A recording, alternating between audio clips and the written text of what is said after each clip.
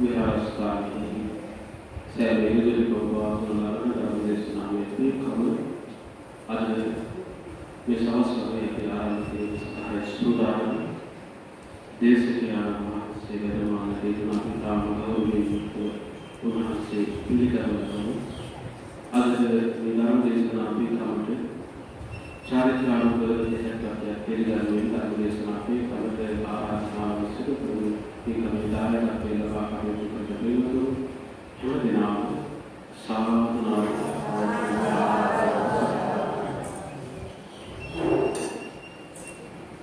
Other धर्मदेशना भी सदा हमारा स्वामी मान से के लिए माता कर देने धर्मदेशना भी हमारी आराधना करें यहां दिनाओं में होते दरना अदर स्वामी मान से नाम विद्युत भाषा रूपाही वैदिकी अभिलेखा विद्युत से धर्मदेशना धर्मसा बच्चा असाध्य लेकिन विस्तारी भूत अभिस्वामी मान से धर्मदेशना वैदिक बैठक करेगा किताब गौरव प्राप्त स्वामी मान से फिर धर्मवाद धर्मदेशना भी हम सदा वैभव बताई दुरुस्त उदित स्वामी मान से अभी पिता गौरव पाद नमस्कार करोगे उन्हां से विधान देशना पे संभा अवसर लगा उन्हें साधना करते हुए धर्म देशना पे सहभागी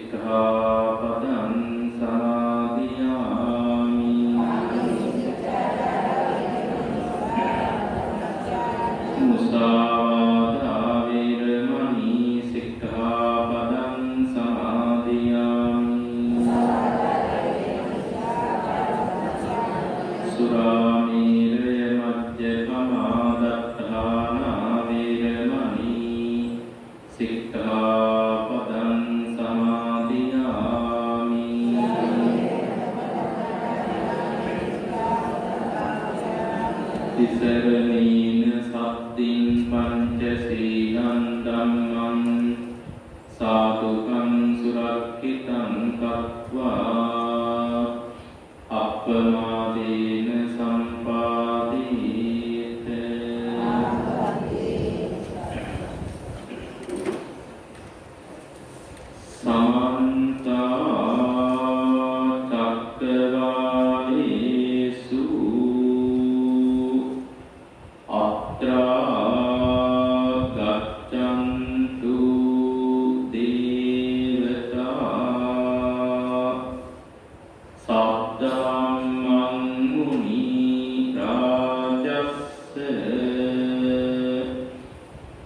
සුනන්තු සග්ග මොක්ඛදං ධම්මස්සවන කාලෝ අයං බදන්තා ධම්මස්සවන කාලෝ අයං බදන්තා ධම්මස්සවන කාලෝ අයං බදන්තා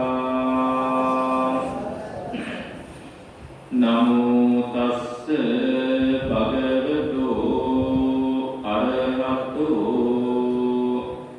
සම්මා සම්බුද්දස්ස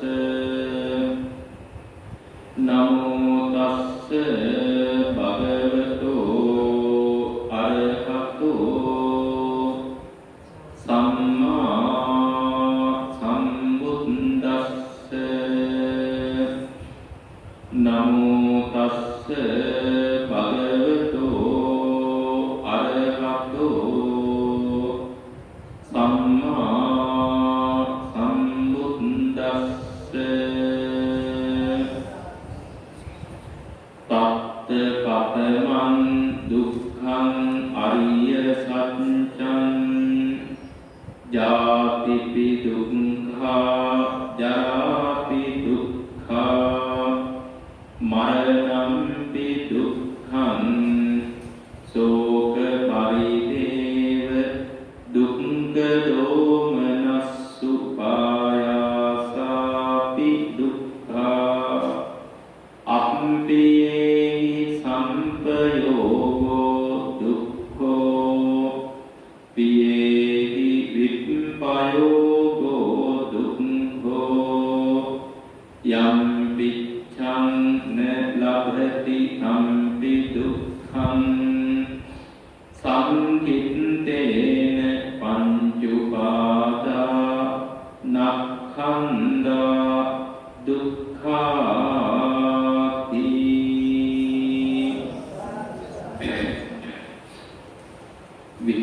විහාරස්ථානයේදී වැඩ වාසය කරන ඇහැලියගොඩ පුන්නජී ස්වාමීන්ද්‍රයන් වහන්සේ ප්‍රධාන පූජනීය මහා සංඝරත්නයන් අවසරයි වාසනාවන්ත කාරුණික සත්පුරුෂ පින්වත්නි අද මේ උතුම් ධර්ම දේශනාවේ දායකත්වයේ දරමින් කටයුතු කරන්නේ මේ භාවනා මධ්‍යස්ථානයේ බොහෝම විතයිසීව කටයුතු කරන සත්පුරුෂයෙකු විසින් ඒ තමයි ගලවිලවත්ත විදර්ශනා මාවතේ 4 වන පටුමගේ පදිංචි ටී.කේ.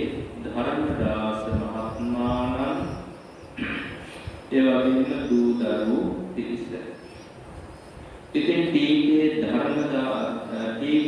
ධර්මදාස මහත්මයාණන් එම දූ දරුවෝ පිරිස ඉතාම සතුටටපත් වෙන්න අද තමන්ගේ ජීවිතයට ධර්මය එකතු වෙන දවසක්. ඒ විතරක් නෙමෙයි විහාරස්ථානයේ දේකරාසි වෙච්ච මේ සත්පුරුෂ පිරිසගේ ජීවිතවලට ධර්මය එකතු වෙනවා. මේ විශාල පිරිසකගේ ජීවිතවලට ධර්මය එකතු වෙන්නේ ඔබතුමන්ගේ දායකත්වය නිසායි. ඒ නිසා ඔබතුමන්ට ධර්ම දානය අග්‍රගණ්‍ය පිනක් ලැබෙනවා.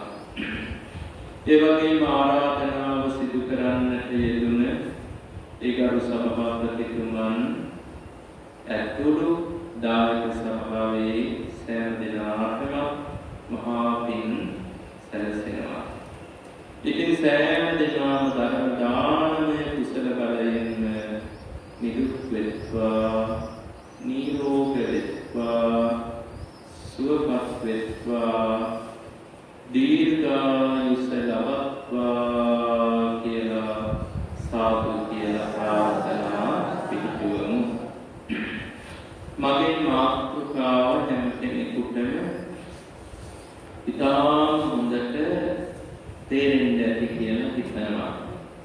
දුක්ඛ ආර්ය සත්‍ය පිළිබඳ සඳහන් වෙන අභිධර්ම පිටකයේ එන කොටසක් මාතෘකා කරගන්නට යෙදුනේ. අභිධර්ම පිටකය ග්‍රන්ථ 7කින් යුක්තයි. ඒ ග්‍රන්ථ 7 හඳුන්වන්නේ අපි ප්‍රකරණය කියන නමින් හඳුන්වන්නේ. එහි අපි මේ කතා කරන කොටස අයිති වෙන්නේ විභංග ප්‍රකරණය කියන කොටසට. විභංග ප්‍රකරණය කියන කොටසට අයිති වෙන්නේ.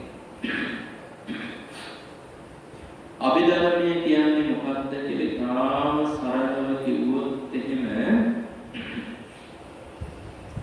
ලෝතර බුදුරජාණන් වහන්සේ බුද්ධ රාජ්‍යයට පත් වෙලා කල්පනා කළා මෑණියන් වහන්සේට කලගුණ සලකන්නට ඕන කියලා. එහෙම කල්පනා කරලා උන්වහන්සේ තව්තිසා දෙව්ලොවට වැඩම කළා.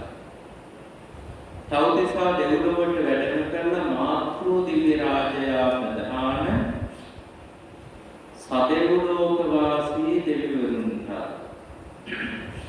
ධර්ම ශ්‍රවණයට පැමිණි බ්‍රහ්ම රාජයන්ට මේ අභිධර්මය දේශනා කරන්නට යෙදුණා.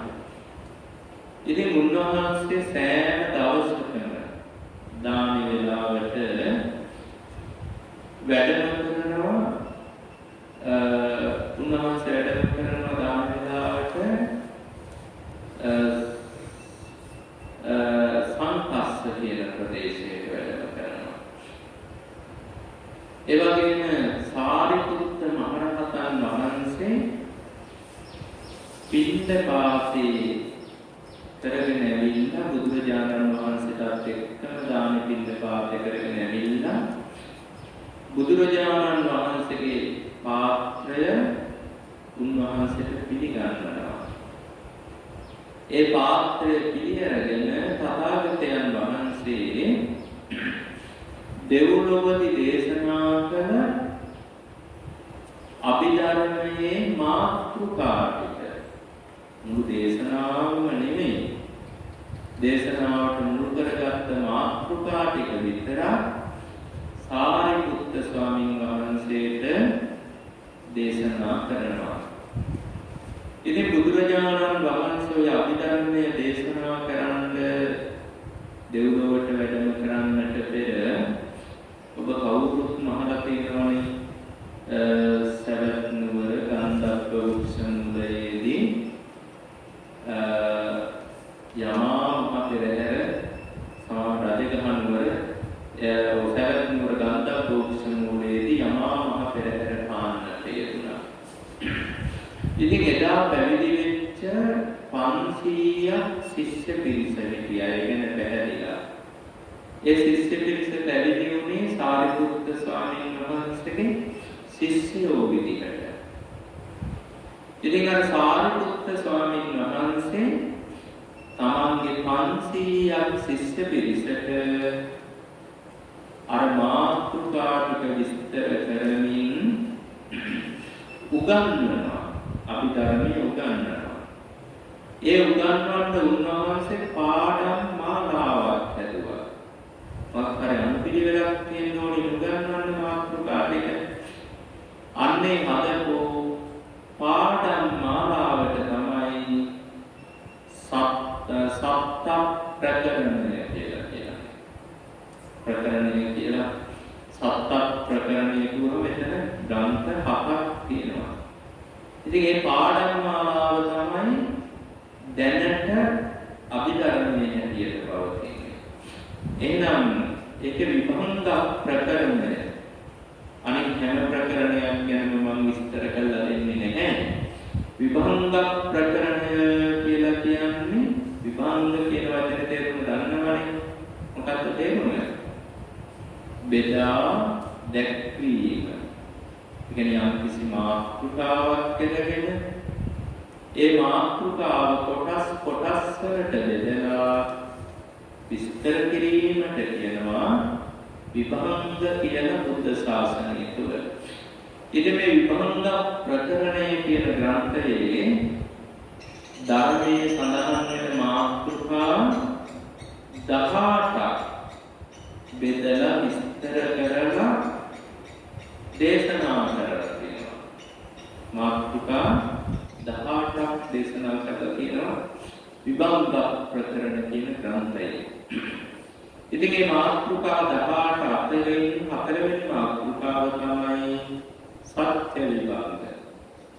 සත්‍ය විභංග කියන්නේ චතුරාර්ය සත්‍ය බෙදා දැක්වීම, බෙදා විස්තර කිරීම. ඒ තමයි හතරවෙනි මාතෘකාව. ඉතින් මේ මාතෘකාවෙන් එක කොටසක් විතරයි මම තෝරාගත්තේ.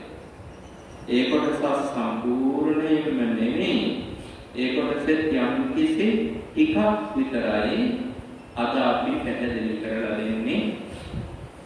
ඒ තමයි දුක්ඛ ආර්ය සත්‍ය. බුදුරජාණන් මුලින්ම සාරිපුත්ත තෙරුන් වහන්සේ ප්‍රශ්නයක් අහනවා මෙහෙම. තත්ත කතමං දුක්ඛං අරිය සත්‍යං. එහි දුක්ඛාර්ය සත්‍ය යනු කවරේද? දුක්ඛාර්ය සත්‍යං කුමක්ද? ඊට පස්සේ සාරිපුත්ත තෙරුන් වහන්සේ පිළිතුරු දෙනවා. දුක්ඛාර්ය සත්‍ය කියන්නේ මේ ටිකට. අපි ඒක නම් දන්නවනේ පාළියෙම. ජාති දුක්ඛා, ඉපදීම දුකයි. ජරාපි දුක්ඛා, වයසට යාම දුකයි. ඊළඟට අර ව්‍යාධි කියන එක මේ කොටසේ නෑ. සූත්‍ර පිටකේනකොට ව්‍යාධි කියන කොටසක් තියෙනවානේ. අර මේකේ ඒක අදාළ කරන්නේ. මේකේ මරණම්පි දුක්ඛයි. මරණය දුකයි. ඊට පස්සේ කියනවා ශෝක, පරිදේව, දුක්ඛ, දෝමනස්ස, උපායාසාපි දුක්ඛා. පහක් එකට. ශෝක කියන්නේ හැඬීම.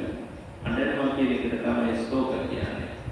ඒ කියන්නේ යම් කිසි දෙයක් කියන්නේ නැතුව ඇඬීමට කියනවා ශෝක කියලා. මුකුත් කියවන්නේ නැතුව අඬනවා. ඊළඟ වචනේ පරිදේව. පරිදේව කියන්නේ වැළපීම. වැළපීම කියන්නේ මොකද්ද? නිකම් බලන්නේ නැතුව මොනවා හරි කියවනවා. මොනවද මේ කියවන්නේ? කියවන්නේ ප්‍රධාන කාරණා දෙකක් ගැන බොහෝ විට. මොනවද ප්‍රධාන කාරණා දෙක? එක්ක කියවන්නේ කාගේ හරි නම. අම්මා, තාත්තා, පුතා, මාමා ඔයගේ නමක් කියන්නේ මොකක් හරි යාළුවෙක්ගේ නම. එහෙම නැත්නම් කියවන්නේ ගුණයක් පිළිබඳව. මැරිච්ච කෙනා තුළ තිබිච්ච යම්කිසි ගුණයක් මෙහෙම කළා කියලා. ඉතින් එහෙම නැත්නම් මේ නමයි ගුණයයි දෙකම කියවන්නේ. ඒක නිසා නමක් හෝ ගුණයක් කියා ඇඳීමට කියනවා පරිදේව කියලා බුද්ධ ශාසනය තුළ. නමක් හෝ ගුණයක් කියා ඇඳීමට කියන්නේ පරිදේව කියලා බුද්ධ ශාසනය තුළ. ශෝක පරිදේව. ඊළඟ එක දුක්ඛ. දුක්ඛ කියන්නේ කායික දුක විතරයි. කායික දුක කියන්නේ කායයේ ඇති වෙන වේදනාවන්. ඇස්වල වේදනා, කන්වල වේදනා, නාසයේ හටගන්න වේදනා, දිවේ හටගන්න වේදනා, මුළු සමස්ත ශරීරයේම හටගන්න වේදනා. මේවා තමයි දුක්ඛ කියලා කියන්නේ. දෝමනස්ස ඊළඟට. දෝමනස්ස කියන්නේ මානසික වේදනාව. මානසික වේදනාව කියන්නේ දුක, කනගාටුව, දුම්නස, පසුතැවීම, ආතතිය ඔය කියන නම් වලින් සඳහන් කරන්නේ. ඒකට තමයි ප්‍රශ්න කියලා කියන්නේ මානසික දුකක් නේ. අන්න ඒක තමයි දෝමනස්ස මානසික දුක. ඊළඟට උපායාස. උපායාස කියලා කියන්නේ කායික, මානසික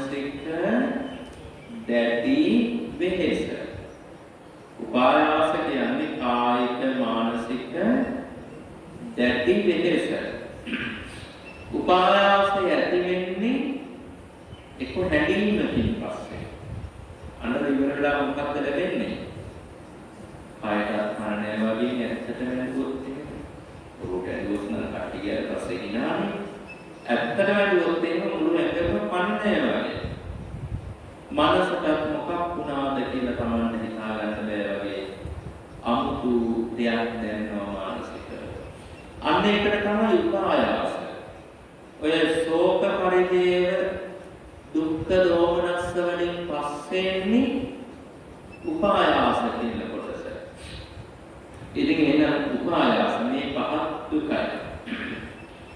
ඊළඟට කියනවා අප්පියේහි සම්පයෝගෝ දුක්ඛෝ. ඒ කියන්නේ අප්‍රියයන් හා එක්වීම දුකයි. පියේහි විප්පයෝගෝ දුක්ඛෝ. ප්‍රියයන්ගෙන් වෙන්වීම දුකයි. යම් පිච්ඡං නලබ්ධති කම්පි දුක්ඛං. යම කැමති වේද බලාපොරොත්තු වේද එය නොලැබීම දුකයි.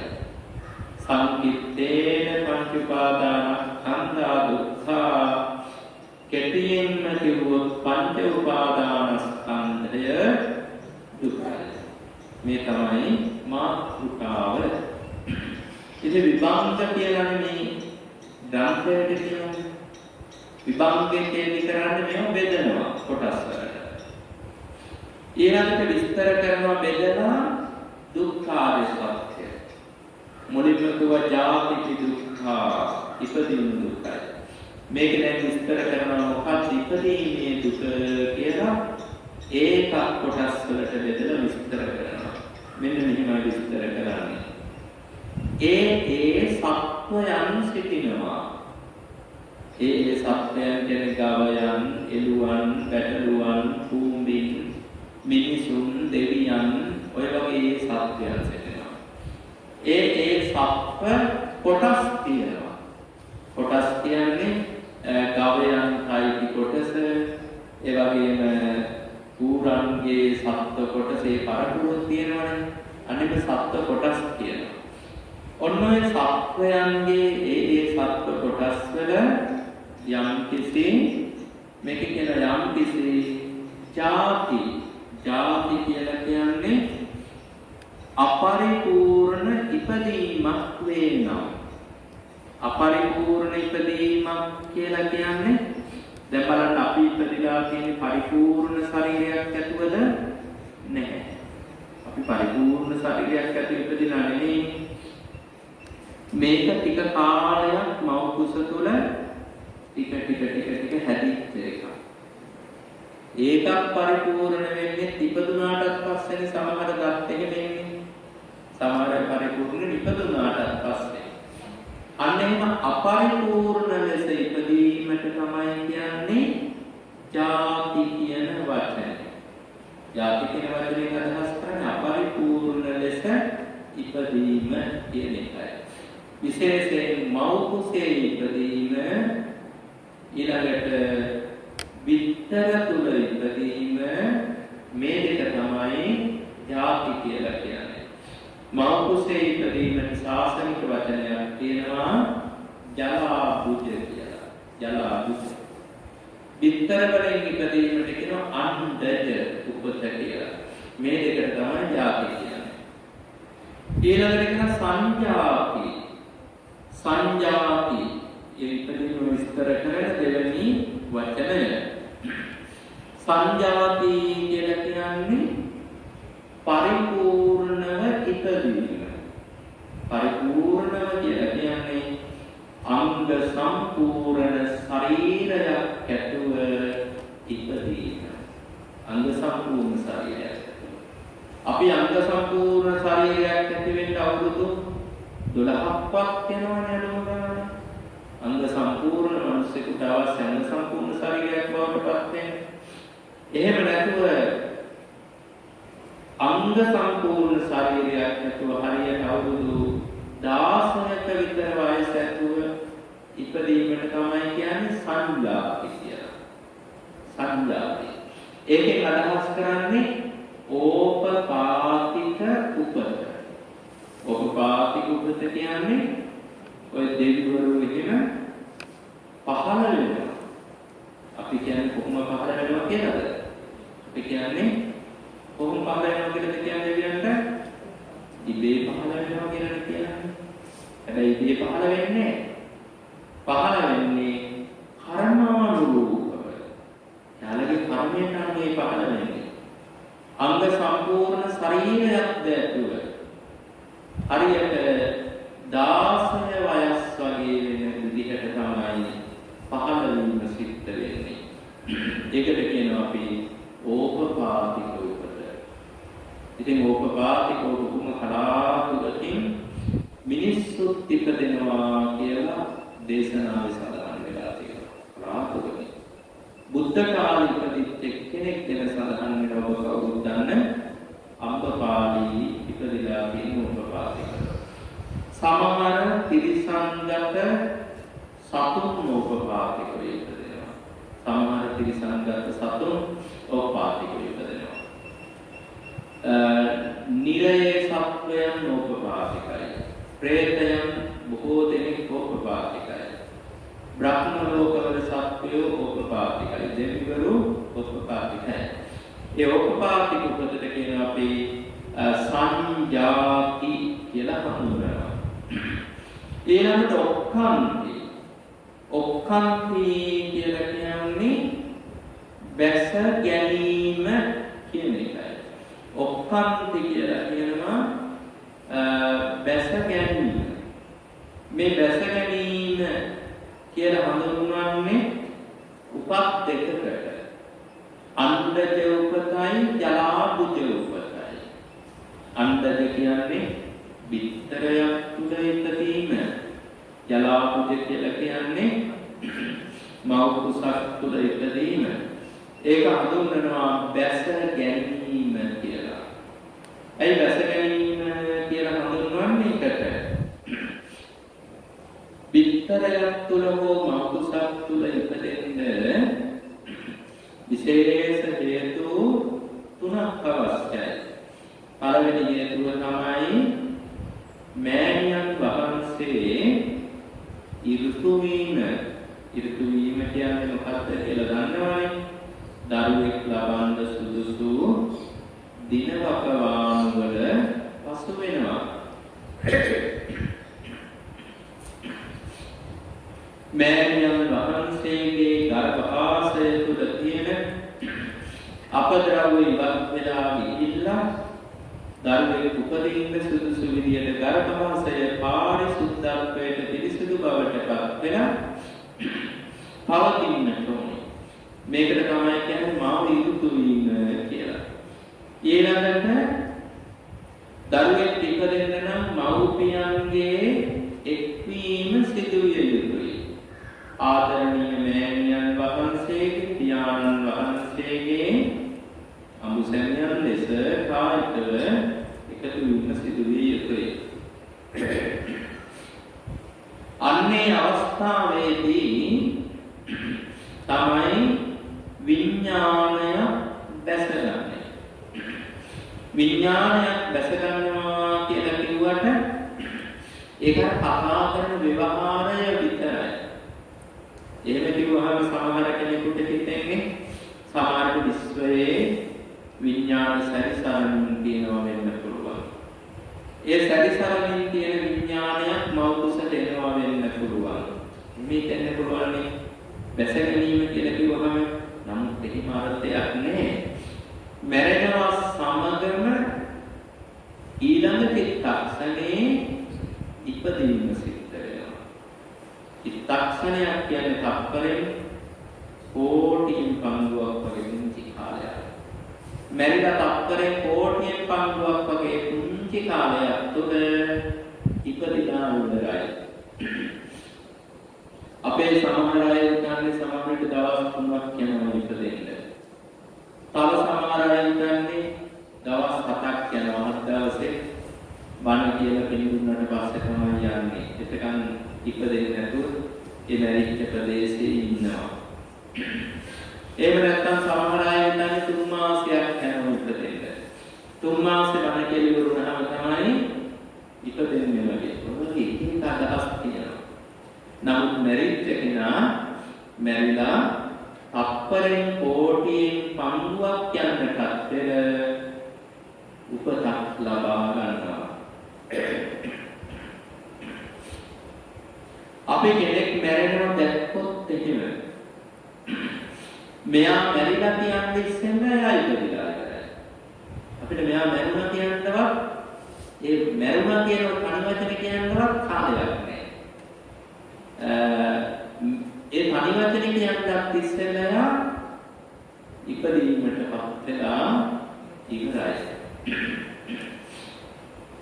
ඉතින් අන්නේකට තමයි අපි මේ ඔක්කාන්ති දැස ගැනීම කියලා නිකන් ව්‍යවහාරයෙන් එකට භාවිතා කරන දැස ගැනීම කියන වචනේ.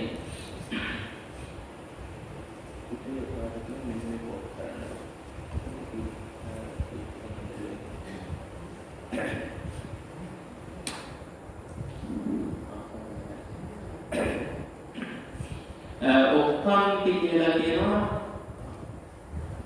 බැස ගැනීම ටිකක් තොත් වෙනවද නෑ. ඔක්කාන්ති කියලා කියනවා බැස ගැනීම කියන තේරුම. ඊළඟට කියනවා ඊළඟ වචනය තමයි අපිනිබ්බක්ති කියන වචනය.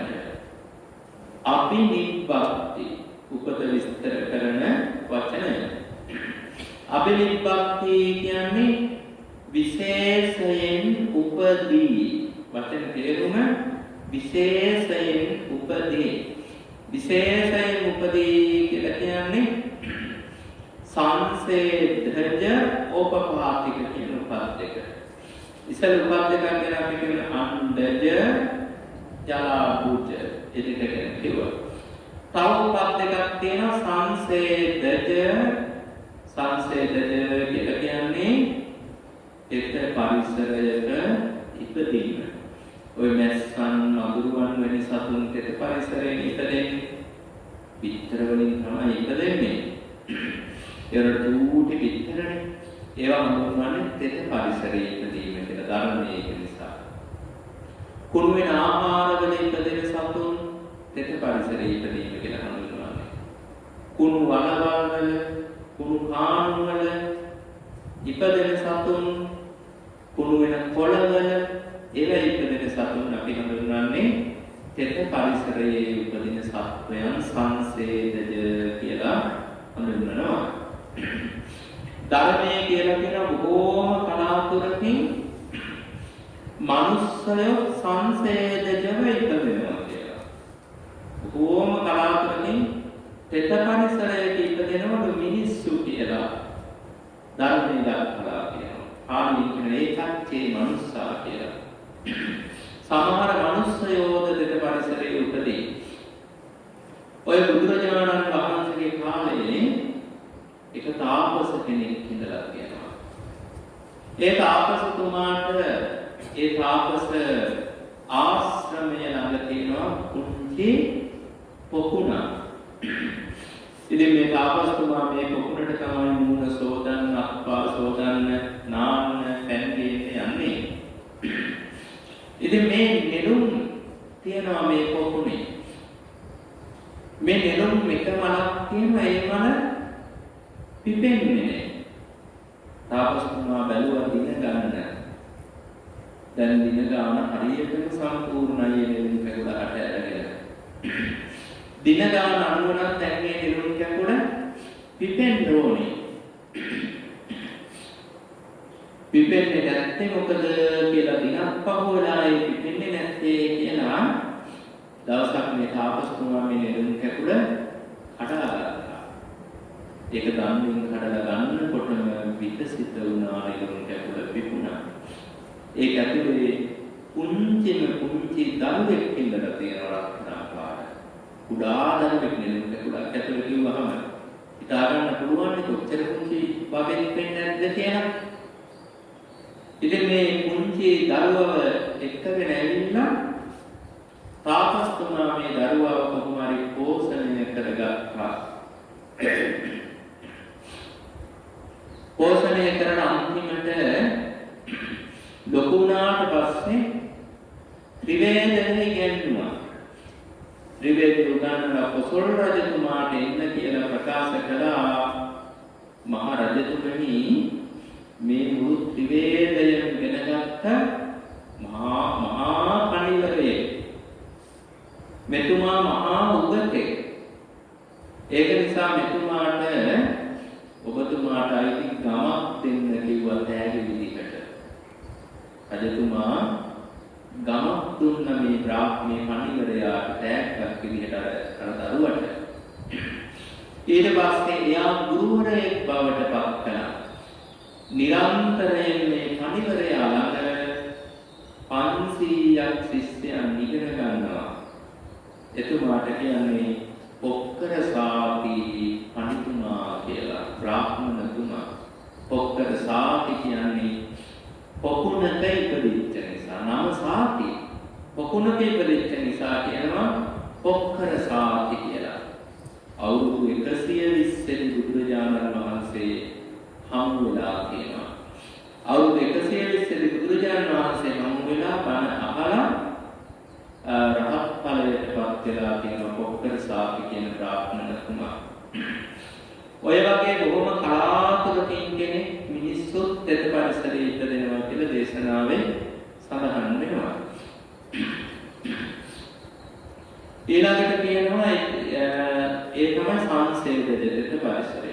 ඊළඟට ඕපපාතික. ඒක ගැන මම ඉස්සෙල්ලා කිව්වනේ 15 වීම අංග සම්පූර්ණ. හැබැයි මිනිස්සු කියන්නේ ඉබේ 15 වීම.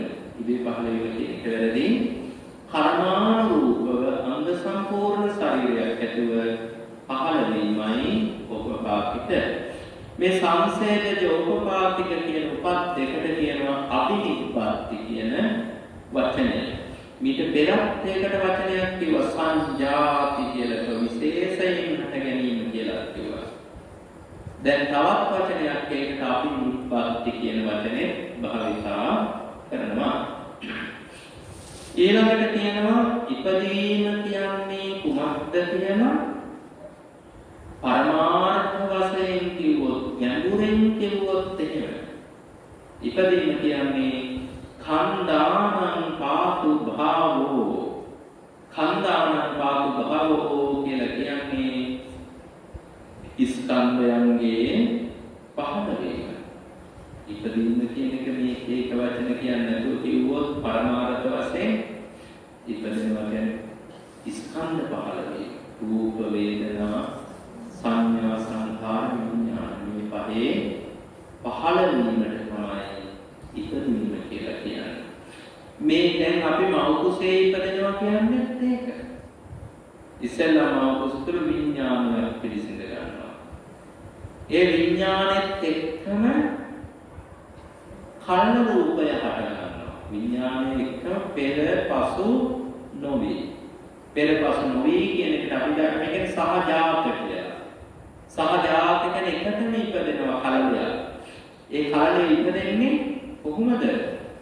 අපි නම් හිතන්නේ විද්‍යාව කරන කලලය ඉපදෙන්නේ මවගේ ජීව ශෛලය, පියතුමාගේ ජීව ශෛලය එකට එකතු වෙලා සංසේදනය වෙලා. නැත්නම් සුක්‍රාණ මවගේ පියාගේ එකට එකතු වීමකින් තමයි කලලයක් හට ගන්නවා කියලා විද්‍යාවෙන් උගන්වන්නේ. ඒ විද්‍යාඥයෝ බුදුදහමට අනුව කලලය හටගන්නේ කර්මයෙන්. කර්මයෙන් කලලය හටගන්නේ. ඒ හටගත්ත කලලය මවගේ ශරීරයට සම්බන්ධ වෙනවා ටික දවසකින් කුංචි ස්නායුවකින්. ඒ ස්නායුව තමයි ටික ලොකු වෙලාම සිමලර දෙකෙනි වල බවට පත් වෙන්නේ. බඩවැලට සම්බන්ධ වෙන්නේ බඩවැලින් කෙලින්ම අම්මා කන ආහාර පාන වලින් ඕජාව ගන්නවා. අර සාරය ලබා ගන්නවා. ඉතින් මේ ශරීරයට මවගේ ශරීරයට සම්බන්ධ වෙනකම් මේ කලලේ වැඩෙන ආහාර උනේ ආහාර කියන්නේ පෝර වගේ තමයි. දැන් ගහකට පෝර දානවා වගේ තමයි අපි කන දේවල් ටික. ඉතින් ආහාර ඕනේ මේ කලලේ.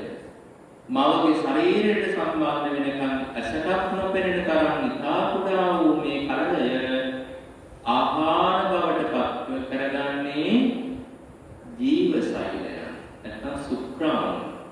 ඒවා ආහාර කරගෙන තමයි මේ කලවය වර්ධනය වෙන්නේ. ඒක නිසා බුදුරජාණන් වහන්සේ හැම වෙලෙම කියනවා ඉපදීම ගැන කියනකොට මෙන්න මෙහිම වචන ටික.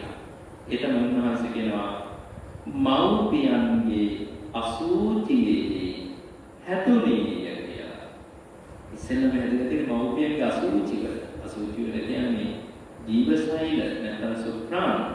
ඒවා පිරිසුදු දෙයක් නේ. ඒ තුල හැදුනේ කියලා කියනවා.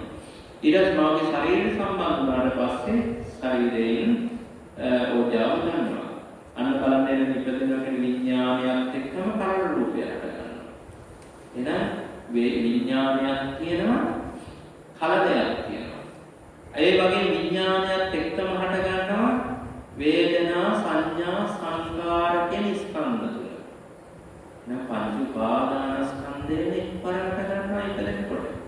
ඉපදීම කියන්නේ කන්දාන පාතු භාවෝ ස්කන්ධයන්ගේ පහළ වීමයි කියලා උන්වහන්සේ වදාළ පරමාර්ථ වශයෙන් ගැඹුරින් කිව්වකම ඊළඟට කියන ඉපදීම කියන්නේ ආයතනානං පටිලාභෝ. ඉපදීම කියන්නේ ආයතනයන්ගේ ලැබීමයි. ආයතන කියන්නේ ඇස, කන, නාසය, දිව, ශරීරය, මනස. මේ ආයතන ලැබීමට ඉපදීම කියන්නේ ආයතන කොටස් දෙකකට බෙදන්න පුළුවන් ආයතන 6. මොකද කොටස් දෙක? කය මනස.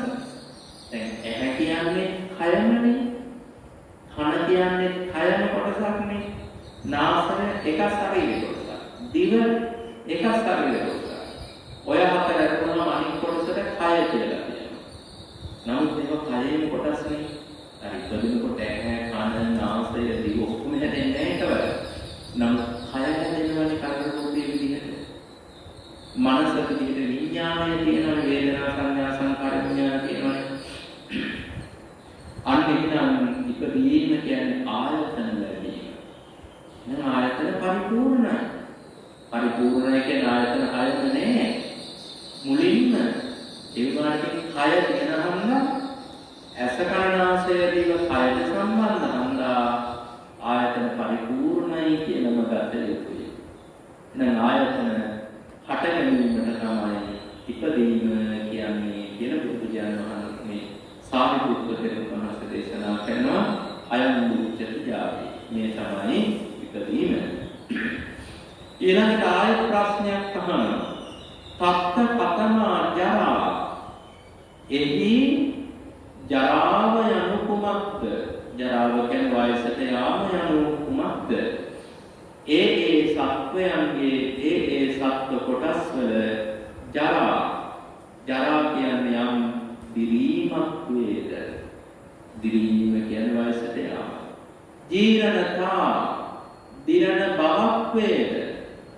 දිරණ බවක් කියන්නේ දිරණ ස්වභාවයක් තියෙනවාද? ඊළඟට කියනවා කන්දිච්ඡං. කන්දිච්ඡං කියන්නේ දත් නියපොතු කැඩීමක් වේද? වයසට යනකොට දත් කැඩෙනවානේ. අපි කියන්නේ දත් වැටෙනවා කියලා. අපි දත් වැටෙනවා කියුවට ඇත්තටම වෙන්නේ දත් කැඩෙනවා. මේ දත් තියෙන්නේ කොහෙද? අපි ඔබ කවුරුත් දන්නවනේ කණු වැටය කියලා කියනවනේ. හපු වැටය කියලා කියන උඩ හපු වැටය යට හපු වැටය කියලා දෙකක් තියෙනවා. මේ හපු වැටේම කොටසක් තමයි දත් කියලා කියන්නේ. ඒකට හොඳට සම්බන්ධ වෙලා තියෙන උඩ ගැහිලා සම්බන්ධ වෙලා තියෙන්නේ. පන්තරක් ගන්නකොට අර ජානක කාර්ය දිගාල සාධ්‍යෙ මෙන්නේ ඇදලා ගන්නකොට එහෙම හොල්ලලා ගන්නකොට එයා හපු වැටේක සම්බන්ධය කැඩිලා තමයි උඩ ඇදලා ගන්නේ. ඒකම වගේ කොටසක් ඒකෙන් එළියට ආපු කොටසක්. ඒකෙන් ස්වභාවිකව සමානවට ගැලවෙලා යනවා. ඒක පිටිලා පුරුදු වෙලා මොනවා හෝ හේතුන් මත අන්න ඒක දත් කැඩෙනවා කියලා කියන්නේ බුදුදහමේ. ඒ දත් කැඩීමක් වේද? නිය කැඩීමක්. නිය පොදු කැලි වලටත් කැඩෙනවා, සම්පූර්ණයෙන්ම ගැලවෙනවා. ඒ වයසට යනකොට ස්වභාවයක්. පාලිච්ඡං. පාලිච්ඡං කියන්නේ කෙස් ලෝම කූප පැසීමක් වේද? කෙස් සහ ලෝම කූප පැහැෙනවා. පැහැෙනවා කියන්නේ පාටටපත් වෙනවනේ.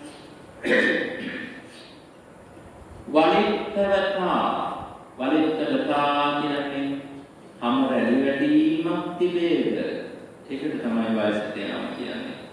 ආයුනෝ සංහානි ආයුෂ පිරිහීමක් තිබේද? ආයුෂ පිරිනවනවා කියන්නේ ජීවත් වෙන්න තියෙන කාලේ ටික ඉවර වෙලා යනවා. අඩු වෙලා යනවා. වයසට යන්නේ මේක. දැන් අපි හිතමු 50 වෙනි උපන්දිනේ සමරනවා. ඒකෙන් ජීවත් වෙන්න තියෙන කාලේ අවුරුදු 50 පිරිහිලා ගිහිල්ලා ඉවර වෙලා ගිහිල්ලා. තව ජීවත් වෙන්න තියෙන 6 අවුරුදු 50ක් වෙනවා කියන්නේ. කලාතුරකින් ඉතින් තමයි අවුරුදු 10ක් කියන්නේ. බොහොම කලාතුරකින් ඉතින් තමයි 50 ඉවරට අවුරුදු 20ක් කියන්නේ. 20 කින් හරියට නෑ ගානක් නැහැ. 50 ඉවරට අවුරුදු 20ක් හිටපුවා බයවෙන්න එපා. ඉතින් කාලයක් විතරක් විතරින්දී දැන් ඉන්නේ මම කිව්වේ 50 ඉවර වෙලා අවුරුදු 20ක් ගියාට පස්සේ සමහර විට ඒ දක්වාන්නේ නෑ දේශයෙන් කියන්නේ අනාරුස පිරිහීමටපත් වෙනවා. අන්න මේක තේරෙන්නේ නෑ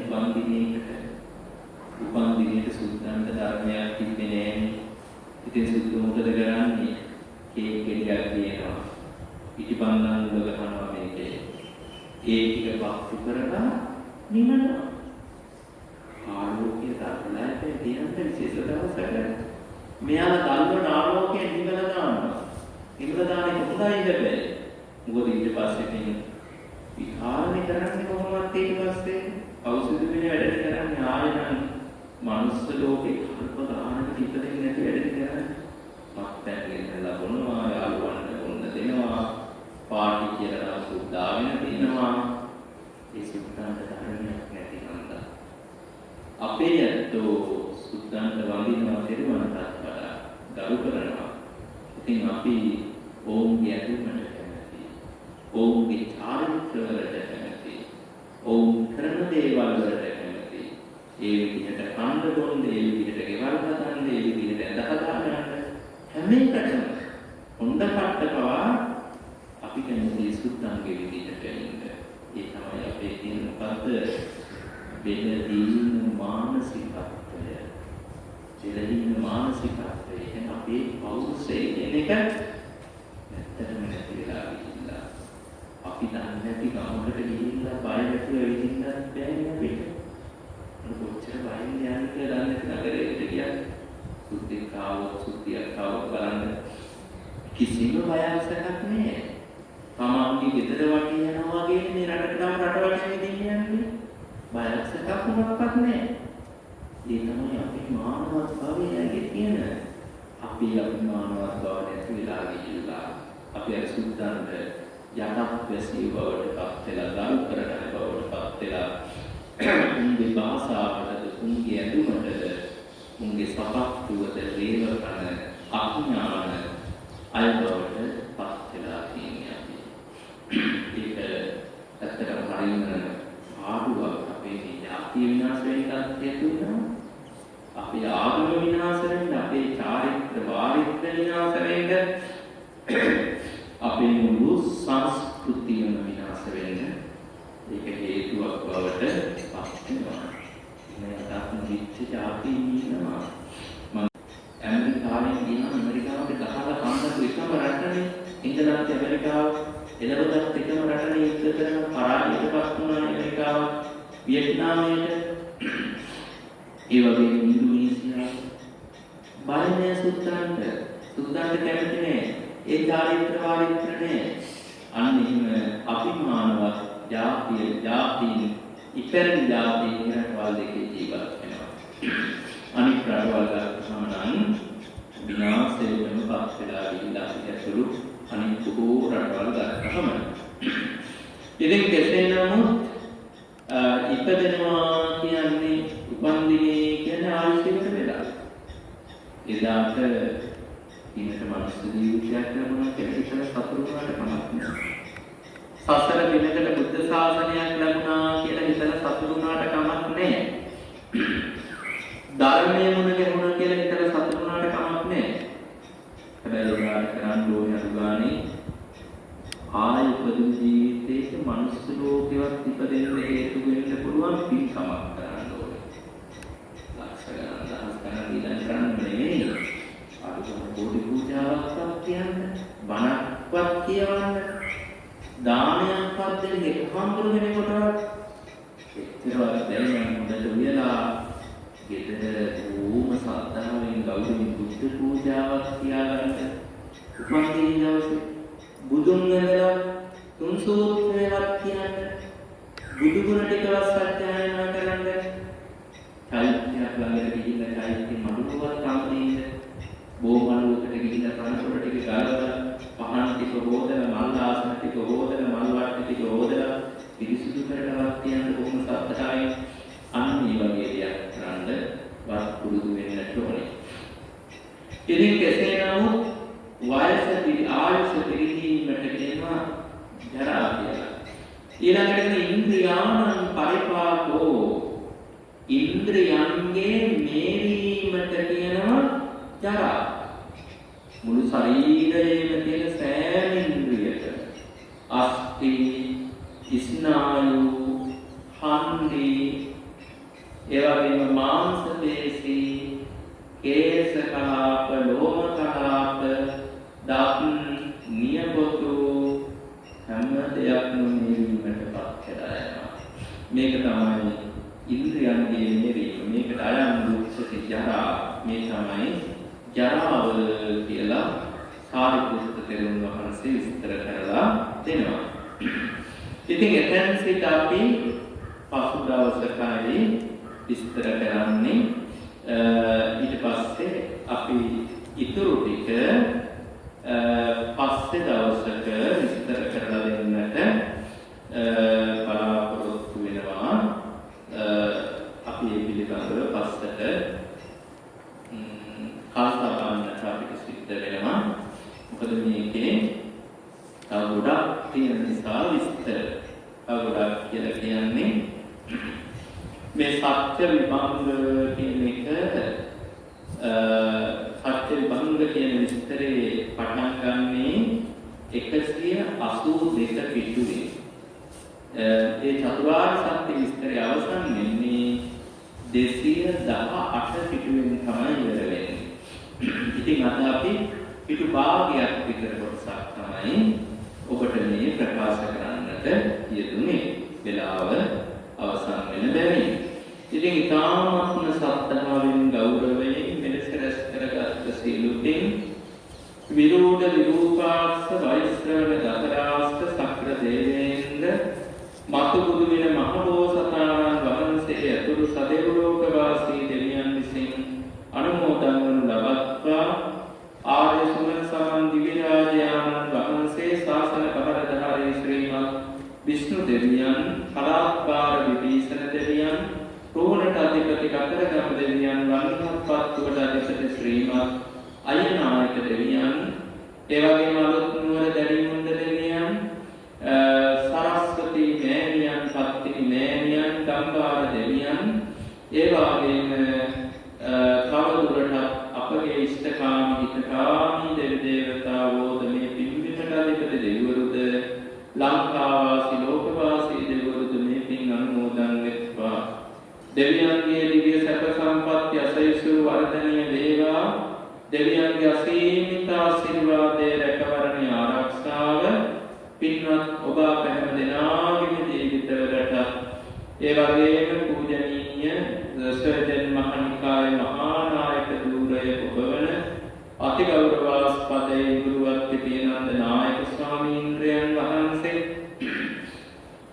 ඒ වගේම තවත් එම නිකායේ ලොකු ස්වාමීන්ද්‍රයන් වහන්සේලා අපේ පුණ්‍යදී ස්වාමීන් වහන්සේගේ ගෞරවනීය නාමිපාණන් වහන්සේ පැවිදි ආචාර්යයන් වහන්සේ ගෝනවල අස්සදි ස්වාමීන් වහන්සේ පුණ්‍යදී ස්වාමීන් වහන්සේ වැනි ඒ සියලු ස්වාමීන්ද්‍රයන් වහන්සේලාට මේ විහාර සංඝපරපුරේ සියලු සංඝරුවනට දේශකයන් වහන්සේට දායකත්වයේ ධර්මයෙන් කටයුතු කරන්නට යෙදුණු ධර්මදාස මහත්මාණන්ට ඒ දූතරුවන් දෙනාගේම ජීවිතවලට බණ ඇසූ හැම දෙනාගේම ජීවිතවලට ආරාධනාව සිදු කරගත් සභා හැමෝටම දෙවියන්ගේ ආශිර්වාද රැකවරණ ආරක්ෂාව ලබා දෙත්වා.